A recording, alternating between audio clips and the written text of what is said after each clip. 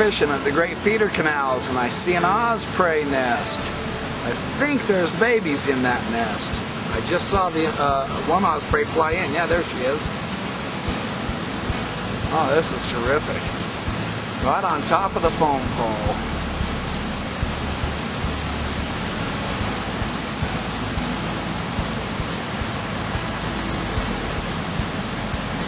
They're good fishers.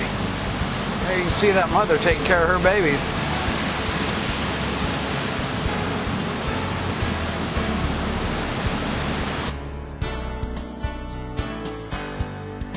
Good morning. Welcome to the Backyard Professor videos. I'm Kerry Schertz, the Backyard Professor. There's a good shot of the early morning sky. The sun is just up, and we are going to talk about the books of Enoch and discuss with you the idea, the main idea, the Merkabah mysticism idea that the books of Enoch expound on.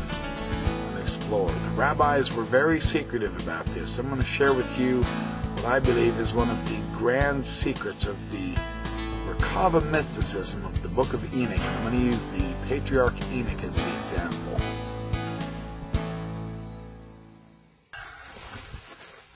All right. My good friend Andrei Orlov, in his excellent book, The Enoch-Metatron Tradition, has shared some information that I believe is invaluable for us, for understanding who we really are and what our potential really is. Orlov is one of the world's foremost Enoch scholars. The books of Enoch have transformed our understanding of the visions and the prophecies of Ezekiel, Daniel, Adam, several of the images of Jacob's ladder, and none especially more than Enoch himself. Here's what Orlov says in the Enoch-Metatron Tradition, page 11. In 2nd Enoch, the conceptual center is situated in the idea of Enoch's transformation into a high celestial being. Here we have the earthly prophet Enoch being transformed into a high celestial being. He says on page 13, the account of Enoch's extraction from his earthly garments and his transfiguration into the glorious one.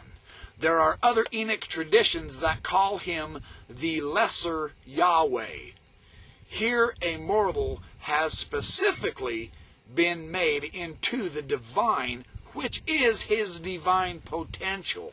Orlov goes into extensive information on the Enoch texts, the Merkabah mysticism, and the ideas portrayed there that are absolutely stunning. Hopefully I'll have enough time to share as much of it as I can with you anyway. On page 79, the idea of the title that's given to Enoch is that of the chosen one.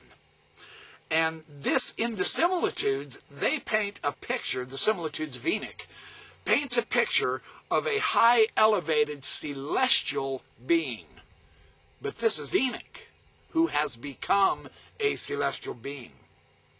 The chosen one is the one who has been installed on the throne of glory, reserved for God alone. Enoch is put on that throne. The chosen one was set on his throne of glory by the Lord of Spirits. Larry Hurtado notes that the chosen one seems to act as judge on God's behalf in the name of the Lord of Spirits, 1 Enoch 55 verse 4. And in this capacity sits upon a throne that is closely linked with God. On page 80, the profile of the Son of Man. Now, Enoch in the Enoch texts is called the Son of Man, exactly as Ezekiel is, and exactly as Daniel discusses this Son of Man, and later on in the New Testament times, Jesus is likewise called the Son of Man.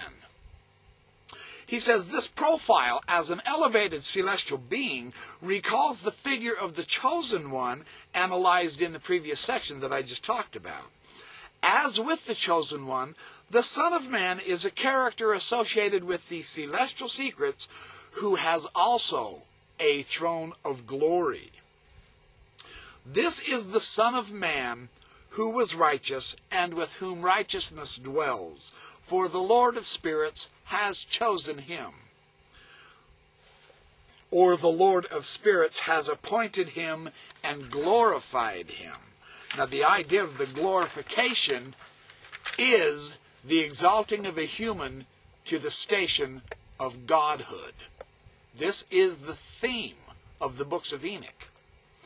In the similitudes on page 81 of Orlov, the text understands this character as a pre-existent character, even possibly a divine being who received his name actually before the time of creation.